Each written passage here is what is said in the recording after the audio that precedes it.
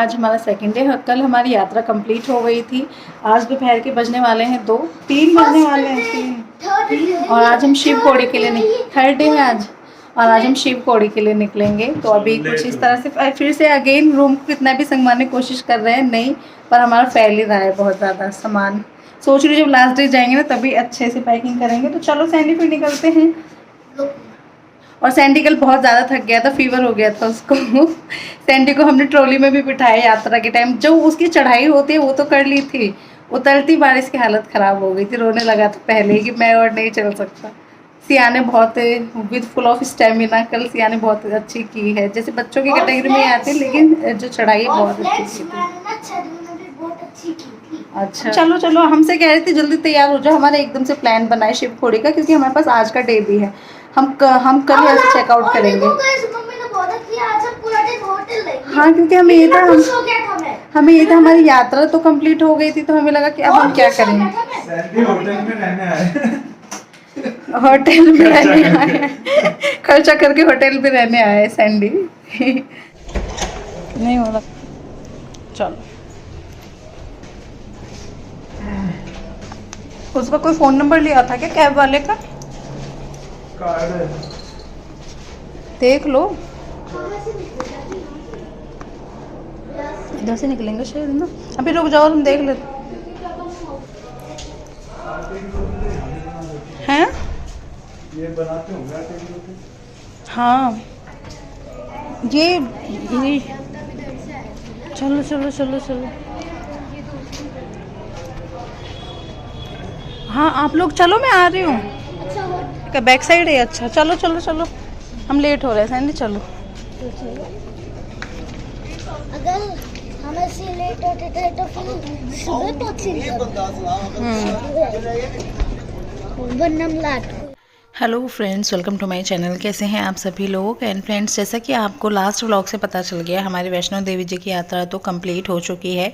फिर उसके बाद हमारे पास एक दिन और था। पहले तो हमने सोचा कि मतलब और आसपास में कहाँ जाया जाए, बस ऐसे ही टाइम स्पेंड कर लेंगे बच्चे रूम में ही। लेकिन फिर खुद को ही लगा कि अब बाहर आए हैं तो टाइम वेस्ट लगेगा, कहीं और घूम लेते हैं। तो शिव खोड़ी का हमारा पहले प्लान नहीं था, क्योंकि हमें किसी ने बताया था कि शिव खोड़ी घूमने के लिए भी आपके पास प्रॉपर टाइम होना चाहिए, बहुत अलग अलग सी चीज़ें हैं।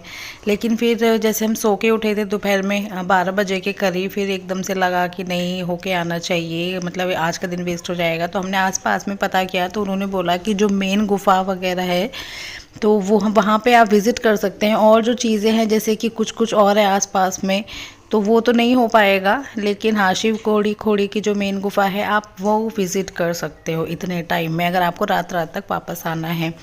तो फिर हम निकल गए हैं। और बस रास्ते में जो मतलब रास्ते का व्यू ऐसा है कि नज़र हटाने का मन ही नहीं करता। हम ऐसे ही थे, जो भी विंडो सीट्स पे थे हम तीनों ही थे, जैसे मेरे हस्बैंड है, सिया है, मैं। सैंडी छोटा है, जो भी मान लो, उसको तो इतना इंटरेस्ट नहीं था।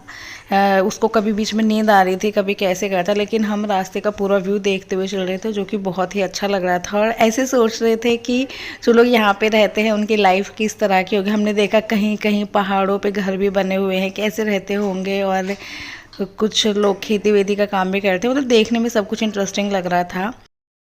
तो फ्रेंड्स, अभी हम शिव खोड़ी के लिए निकल रहे थे, लेकिन बीच में क्या है कि एक जगह रुके। हाँ, इसका नाम क्या बताया था नदी का? नदी का नाम क्या है? श्रीनाम नदी बताई है। हम यहाँ पे वैसे रुकने नहीं वाले थे, हम पहले बोलते सीधा शिव खोड़ी चलेंगे, क्यों कहीं फिर लेट ना हो जाए। और यहाँ पे क्या है, बीच में उनका डीजल ख़त्म हो गया है कि हम आगे नहीं जा पाएंगे, थोड़ा डीजल का अरेंजमेंट करते हैं। हम यहाँ पे रुके चिनाब नदी पे, देखने में सुंदर है लेकिन धूप है आज। आपको दिखाती हूँ। और यहाँ पे उन्होंने एक जगह देख के रोका है कि यहाँ पे क्या है कि एक स्टॉल है जहाँ पे मैगी वगैरह खा सकते हैं, गन्ने का जूस पी सकते हैं। तो ऐसी ऐसी चीज़ें हैं, सो दैट्स वाई हम यहाँ रुके। नहीं मत डालना, ये नहीं खाएंगे। तो यहाँ मैगी बन रही है, हमारी देसी मैगी।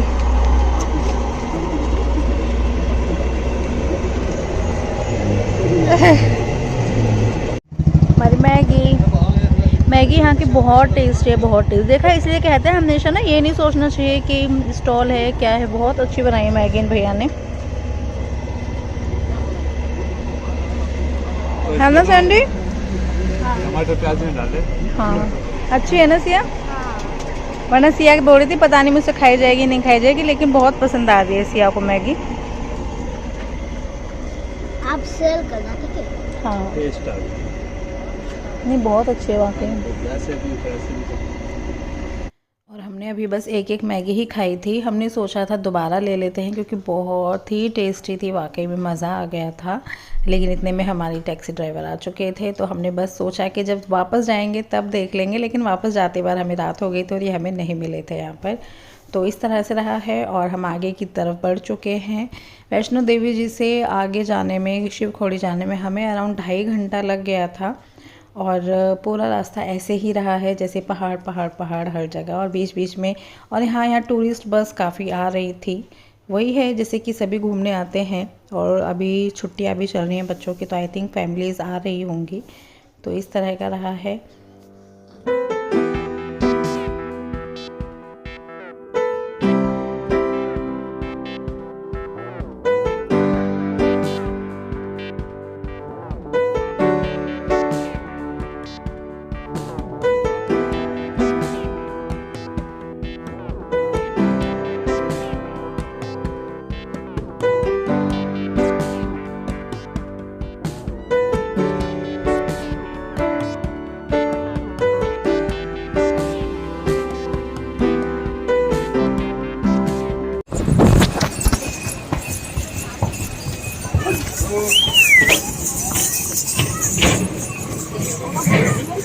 सैंडी कमर सीधी करके बैठ जाओ आराम से। मैं पीछे पीछे हूँ।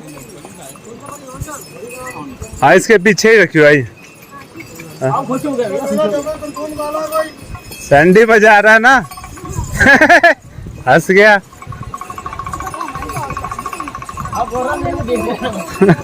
हाँ मैं देख रहा हूँ।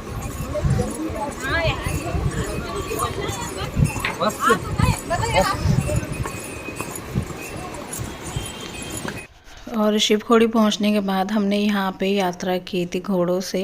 एक्चुअली क्या है, जैसे सैंडी को फीवर भी हो गया था और यहाँ पे ट्रॉली वगैरह नहीं थी बच्चों के लिए, और अगर उसको सिर्फ हॉर्स पे बिठाते तो वो नहीं बैठ रहा था। सबके साथ ही उसने बोला कि मतलब बैठा भी बड़ी मुश्किल से था। वो बोल रहा था मम्मी के साथ बैठना है, लेकिन मेरे साथ बैठता तो ना बहुत ज़्यादा हैवी हो जाता। वैसे उन्होंने बोला था मैनेज कर लेंगे, लेकिन फिर मैं कंफर्टेबल नहीं थी। मैंने कहा नहीं, अगर मतलब घोड़ों को ऐसे कुछ दिक्कत होती है हैवी वेट से, तो मैंने कहा बिल्कुल भी नहीं ऐसे करना मुझे। तो हम लोगों ने ऐसे आना जाना किया था। यहाँ पे यात्रा कम डिस्टेंस की थी, आई थिंक 3.5 किलोमीटर बताया था, लेकिन पर हमने ऐसा